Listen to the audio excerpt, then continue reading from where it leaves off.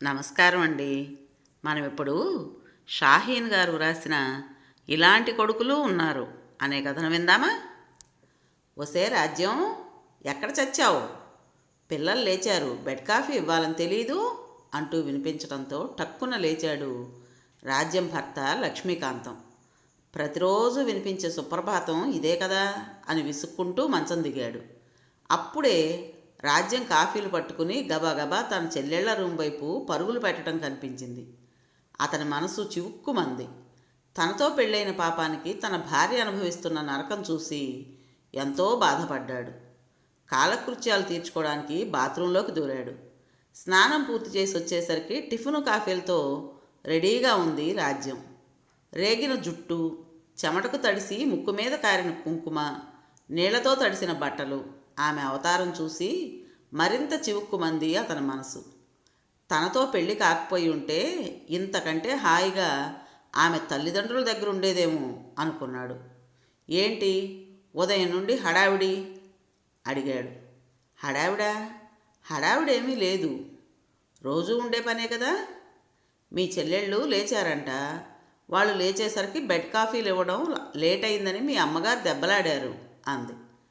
మా చెల్లెళ్ళు బెడ్ కాఫీలు తాగందే బెడ్ దిగరంట వెటకారంగా అన్నాడు. ప్రతిరోజు జరుగుతున్నది అదే కదండి అమాయకంగా అంది. రేపు పొద్దున పెళ్ళై అత్తవారిళ్ళకెళ్తే అక్కడ ఎవరిస్తారంట బెడ్ కాఫీలు కోపంగా అడిగాడు. అందుకే చాలా డబ్బున్న సంబంధాలు చూడాలని మీ అమ్మగారు అంటున్నారు. ఓహో, కట్నాలు ఎక్కడి నుంచి తెస్తుందంట? వాళ్ళ ఆయన ఏమన్నా సంపాదించి పెట్టాడా? పెడితే ఇవ్వమను, తీసి చేస్తాను వాళ్ళ పెళ్ళిళ్ళు. ఆశకు కూడా ఓ అంతుండాలి. మనం మధ్యతరగతి కుటుంబాల్లో పుట్టి పెద్దింటి సంబంధాలు చేయాలని కోరుకోవటం అవివేకమే కాదు, మూర్ఖత్వం కూడా అవుతుందని మీ అత్తగారితో చెప్పు కోపంగా అన్నాడు. ఇప్పుడు ఆ విషయాలన్నీ ఎందుకులేండి, ముందు టిఫిన్ చేయండి. లక్ష్మీకాంతం టిఫిన్ చేసి తన రూమ్ బయటకు వచ్చాడు. అతను వచ్చేసరికి హాల్లో టీవీ ఆన్ చేసే ఉంది. పైన ఫ్యాన్ తిరుగుతోంది. ఎవ్వరూ లేరు. సూర్యకిరణాలు ఇంట్లో పడుతున్నా లైట్లు వెలుగుతూనే ఉన్నాయి. అతను కోపంగా అవన్నీ ఆఫ్ చేశాడు. అప్పుడే అతని తల్లి లక్ష్మీబాయమ్మ వచ్చింది. ఏంటమ్మా, ఇక్కడెవరూ లేరు, అయినా లైట్లు వెలుగుతూనే ఉన్నాయి, ఫ్యాన్ తిరుగుతోంది, టీవీ ఆన్లో ఉంది. ఇలా అయితే కరెంటు బిల్లు ఎంత వస్తుందో తెలుసా? వేలల్లో కాక వందల్లో వస్తుందా? ఎంతకని మీకు చెప్పాలి? చెప్పి చెప్పి విసుగు పుడుతోంది కోపంగా అన్నాడు. అనరా అను, నీ మాటలు పట్టడానికే మేము బతుకున్నాం. మీ నాన్నగారు సంపాదించే రోజుల్లో ఎలాగుండేది మన ఇల్లు? ఏ మూల చూసినా డబ్బే, బంగారం రాసులు పోసినట్టుండేది. ఇంట్లో ప్రతిరోజు బంధువులతో నిండిపోయి ఉండేది. ఎంత తినేవాళ్ళో, ఎంతమంది తినేవాళ్ళో లెక్కే లేదు. మరిప్పుడు అంతా లెక్క ప్రకారం నువ్వు పోషిస్తున్నావు కాబట్టి అన్నేసి మాటలు అంటున్నావు ముక్కు చీదుతూ అంది. అమ్మా, తాతలు నేతులు తాగారు అన్న సామెత గుర్తు చేయొద్దు. అప్పుడు అలా చేయబట్టే ఇప్పుడు ఇలా ఉన్నాం. లేకపోతే ఇంకా హాయిగా ఆనందంగా ఉండేవాళ్ళం. నాన్నగారి సంగతి వదిలేయి. అంతేగాని లేనిపోని ఆశలకు పోవద్దు. నేను తెచ్చిన జీతంతో సరిపెట్టుకోవడానికి ప్రయత్నించు. నీ కూతుర్లు తెల్లారితే బెడ్ కాఫీ లేనిదే మంచం దిగరా? అదేంట్రా అలాగంటావు? వాళ్ళకి ఎప్పటి నుంచో అలవాటు ఉంది. లేదు, నువ్వు అలవాటు చేసావు. వాళ్ళు మరొకరింటికి వెళ్ళాల్సిన వాళ్ళు. వాళ్ళకి ఇలాంటివన్నీ అలవాటు చేస్తే రేపు పొద్దున అక్కడ అవన్నీ జరగకపోతే వాళ్ళు ఇవ్వలేరు. అంటే ఇప్పుడు ఏమంటావు? వాళ్ళకి పని బాట నేర్పించు. వాళ్ళు పుట్టింది మిడిల్ క్లాసులో అని గుర్తు చేయి. అంటే వాళ్ళు అలాగే ఉండిపోవాలనా నీ ఉద్దేశం? వాళ్ళకి పెద్దింటి సంబంధాలు రాకూడదా? గొప్పవాళ్ళతో పెళ్ళిళ్ళు జరగకూడదా? అక్కడ ఇలాంటి అలవాట్లు లేకపోతే వాళ్ళ అత్తగారిళ్ళలో ఎంత అవమానం, అది ఆలోచించావా?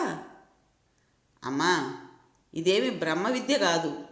వాళ్ళ అదృష్టం బాగుండి పెద్దిళ్ళకి వెళితే అలవాటు చేసుకోవటం పెద్ద గొప్ప ఏమీ కాదు.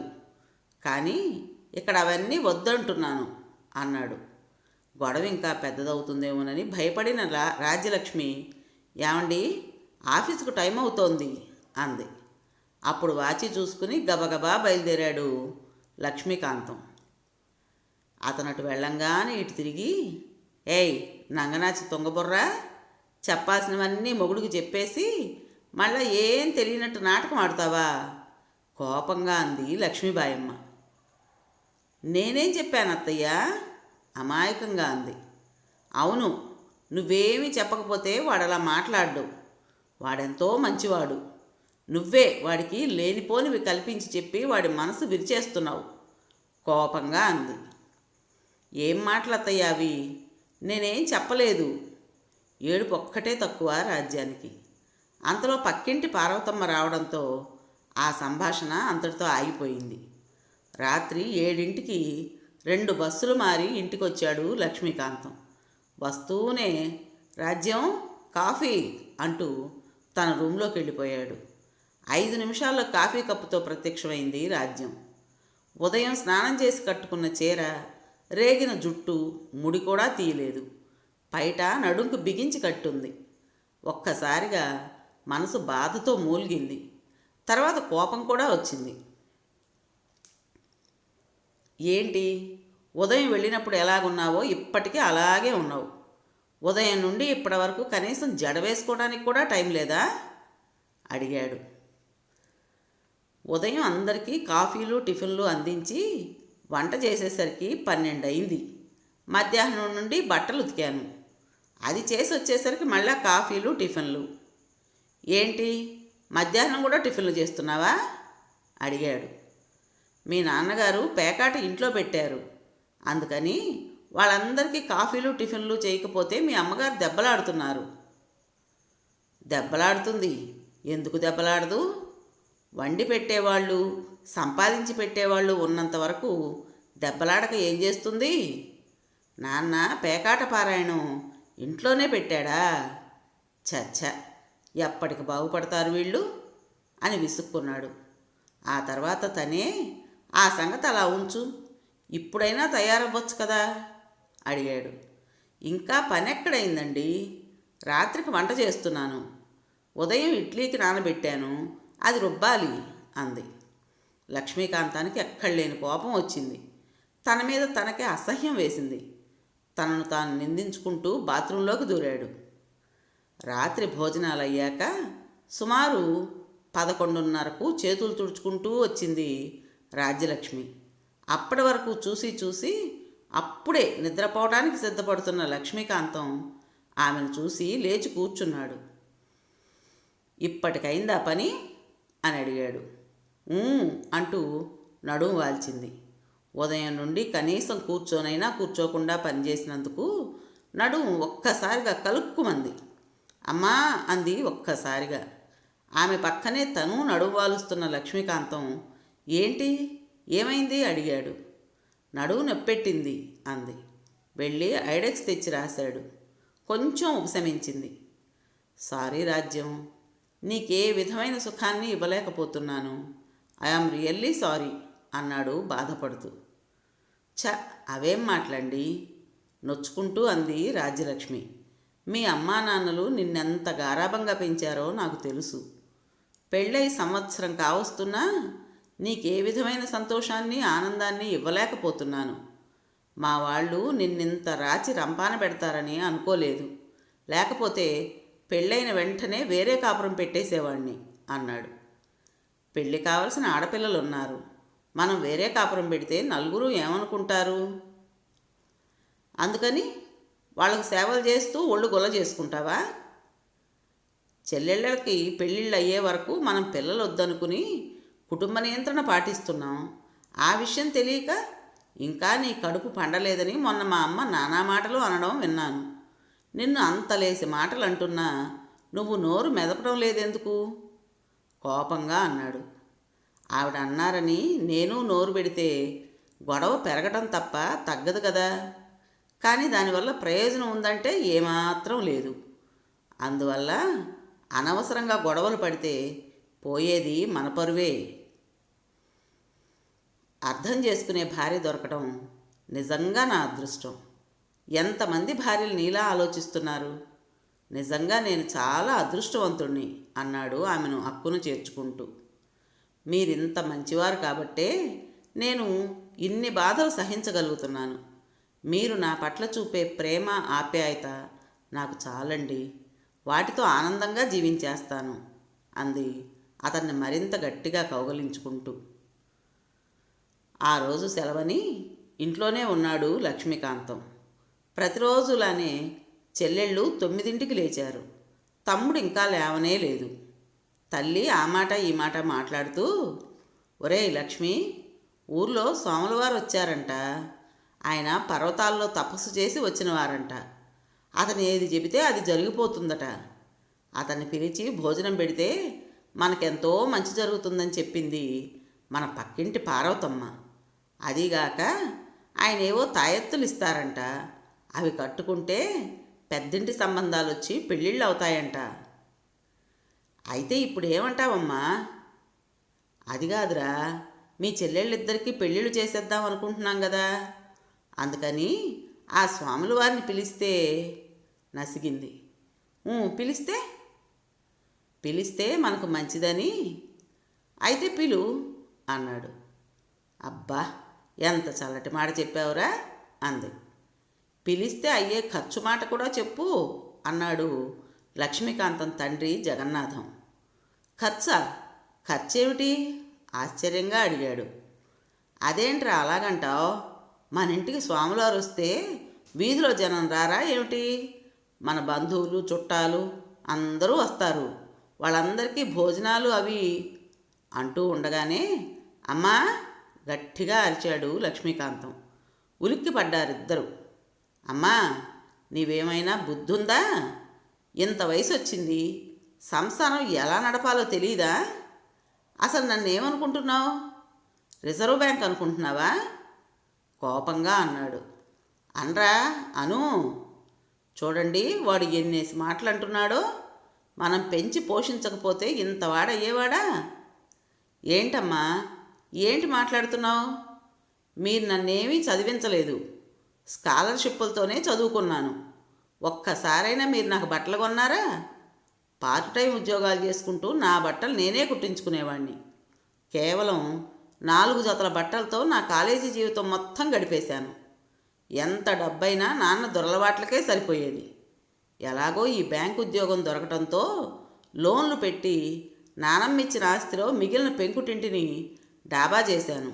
దాని మీద ఇళ్ళు కట్టి అద్దెలొచ్చేటట్టు చేశాను. ఇంకా ఏం చేయాలి? ఇప్పటి వరకు నా భార్యకు ఒక చీరైనా కొనివ్వలేదు, చిన్న నగైనా చేయించలేదు. తను మంచిది కాబట్టి, సర్దుకుపోయే మనస్తత్వం ఉన్నది కాబట్టి మీరెన్ని వేషాలేసినా సర్దుకుపోతుంది అన్నాడు కోపంగా. నీతో మాటలు పడాలని రాసుంది, ఏం చేస్తాం? మీ నాన్న సంపాదించిందంతా అలా తగలేసి ఉండకపోతే మాకు ఈ గతి పట్టేదే కాదు ముక్కు చీదుతూ అంది. ఆ రోజు సెలవైనందుకు మరింత బాధపడుతూ వీధిలోకి వెళ్ళిపోయాడు లక్ష్మీకాంతం. వారం రోజుల తర్వాత అతని ఇంటికి వచ్చేసరికి ఇల్లంతా హడావిడిగా ఉంది. హాల్లో కుర్చీలో స్వాములవారు కూర్చుని ఉన్నారు. ఎలాగో దారి చేసుకుని లోనికి వచ్చాడు. లోపల వంటింట్లో రాజ్యలక్ష్మి ఆపసోపాలు పడుతోంది. వంటంతా ఆమె మీద వేసేశారు. అన్నీ వండి పెడుతోంది. గుండెనెవరో పిండినట్టయింది. ఏం చెయ్యలేని పరిస్థితి. తన రూంలోకి వెళ్ళాడు. అక్కడంతా జనం. మళ్ళీ వీధిలోకి వెళ్ళి రాత్రికి తిరిగి వచ్చాడు. రాజ్యలక్ష్మి అప్పుడే పనంతా ముగించుకుని వచ్చింది. ఏంటి హడావిడి అడిగాడు. స్వాముల వారంట, మీ అమ్మగారు పిలిచారు అంది. డబ్బెక్కడదంట? ఏమోనండి, నాకు తెలీదు. గబాగబా వరండాలోకి వెళ్ళాడు. అక్కడ అతని తల్లిదండ్రులు ఇద్దరు కూర్చుని తాంబూలం వేసుకుంటూ తీరిగ్గా మాట్లాడుకుంటున్నారు. అమ్మా, ఏంట్రా నింపాదిగా అంది. ఇవన్నీ చేయడానికి డబ్బెక్కడిది? అప్పు చేశాను తేలిగ్గా చెప్పింది. మళ్ళా ఎలా తీరుద్దామని? అంటే ఏంట్రా నీ ఉద్దేశం? నువ్వు తీర్చవా? అదేంట్రా అలాగంటావు? ఏంటమ్మా, నువ్వు అప్పులు చేస్తుంటే నేను తీరుస్తూ ఉండాలా?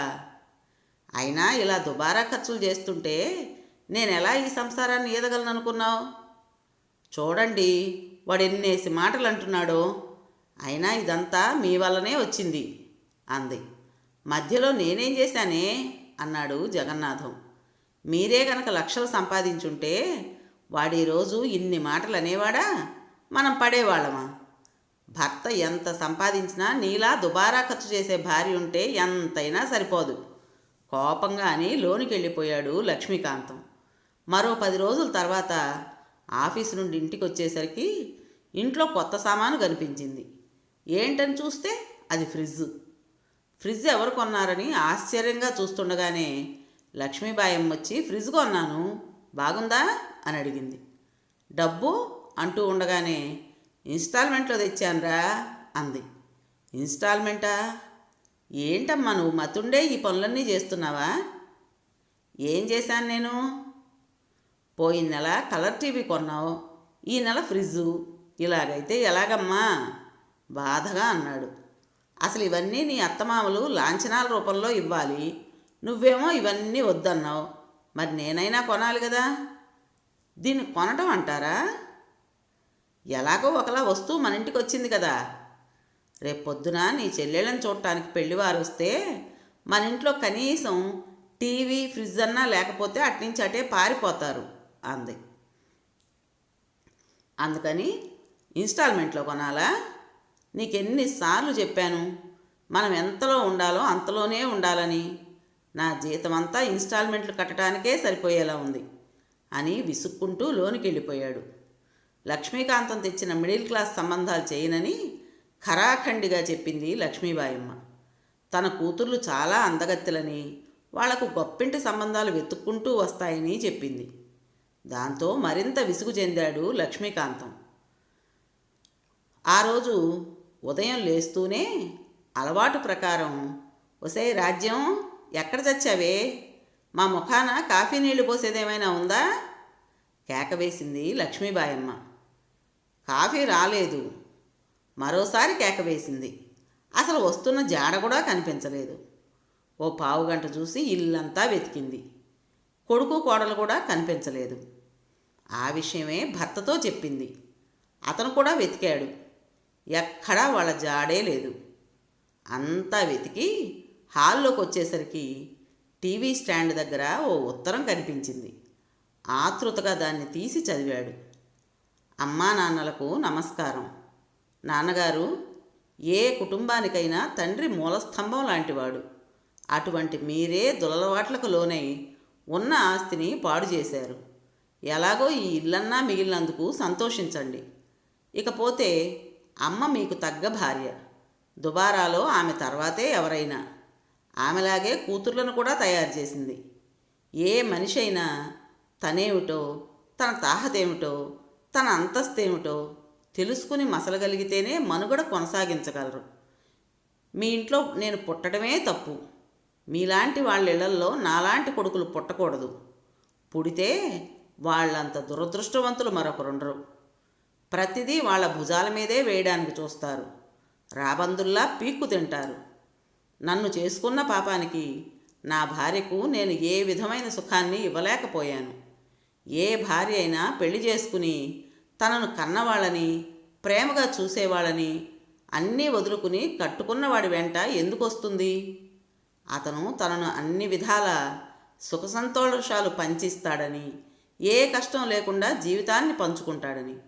కానీ నా భార్య చేత వెట్టి చాకిరీ చేయించారు. తనను పని మనిషి, వంట మనిషి, చాకలి ఒకటేంటి అన్నీ చేశారు. అయినా ఏనాడూ నోరు మెదపలేదు. పెళ్ళైన దగ్గర నుంచి మేమిద్దరం ఇప్పటి వరకు ఒక్క సినిమాకైనా షికారుకైనా వెళ్ళడం మీరు చూసారా? చెప్పండి నాన్న. ఇది కాక అమ్మ ఆశకు అంతులేదు. ఏ రాకుమారులో వచ్చి తన కూతుళ్లను పెళ్లి చేసుకుంటారన్న భ్రమలో ఉంది. కూతుర్లను కూడా అదే భ్రమలో ఉంచింది. ఆ భ్రమలో నుండి మీరంతా ఎంత త్వరగా బయటకు రాగలిగితే అంత మంచిది. ఇకపోతే నా విషయం, నన్ను బ్యాంకు తరపున బ్యాంకు వాళ్లే ఫారిన్ పంపిస్తున్నారు. అక్కడే ఉద్యోగం. ఈ విషయం 6 నెలల క్రితమే డిసైడ్ అయింది. రాజ్యానికి కూడా వీసా, పాస్పోర్టు తీసుకున్నాను. ఇద్దరం కలిసి ఫారిన్ వెళ్ళిపోతున్నాం. మీకు ఇల్లు కట్టించాను. అద్దెలు వస్తాయి. మీ పెన్షన్ వస్తుంది. చెల్లెళ్ళిద్దరి పేరున చెరో 1,00,000 రూపాయలు బ్యాంకులో ఫిక్స్డ్ డిపాజిట్స్ చేశాను. తమ్ముడి పేరున 30,000 వేశాను. అది వాడి చదువుకు పనికొస్తుంది. ఎప్పుడు చెల్లెళ్ళ పెళ్ళిళ్ళు కుదిరితే, అదే మీరనుకున్న సంబంధాలు వచ్చి పెళ్ళిళ్ళు చేస్తే అప్పుడే ఆ ఫిక్స్డ్ డిపాజిట్లు తీసి వాడుకోండి. అవి కూడా ఈ కవర్లోనే ఉన్నాయి. మీ పెన్షను, ఇంటద్దెలతో మీరు పొదుపుగా సాగిస్తే సంసారం హాయిగానే గడిచిపోతుంది. దుబారా ఖర్చులు, పేకాట పారాయణాలు కొనసాగిస్తే ఉన్న ఆ ఇల్లు కూడా పోయి రోడ్డున పడవలసి వస్తుంది. తర్వాత మీ ఇష్టం, అంతా మీ చేతుల్లో ఉంది. ఇప్పటి వరకు నేను కొడుకుగా నా బాధ్యత నేను నెరవేర్చాననే అనుకుంటున్నాను. ఇక భర్తగా నా బాధ్యత నెరవేర్చవలసింది. అందుకే నా భార్యతో పాటు నేను ఫారిన్ వెళ్ళిపోతున్నాను. మీలా ప్రవర్తించే తల్లిదండ్రులకు నాలాంటి కొడుకులు ఇంతకంటే ఏమీ చేయలేరు. ఇట్లు లక్ష్మీకాంతం. విన్నారు కదండి. మరి ఈ కథ మీకు నచ్చిందా? నచ్చినట్టయితే లైక్ చేసి మరో నలుగురికి షేర్ చేయండి. అలాగే ఈ కథ పైన మీ విలువైన అభిప్రాయాన్ని కామెంట్స్ రూపంలో తప్పకుండా తెలియజేస్తారు కదూ. మరి ఇంత మంచి కథను మనకు అందించిన షాహీన్ గారికి మనందరి తరపున మనస్ఫూర్తిగా ధన్యవాదాలు తెలుపుకుంటూ, ఇటువంటి మంచి మంచి కథల కోసం కొత్త వాళ్ళు మన ఛానల్ని తప్పకుండా సబ్స్క్రైబ్ చేసుకోండి. రేపు మరో మంచి కథతో మీ ముందుకు వస్తాను. అప్పటి వరకు ఉంటానండి.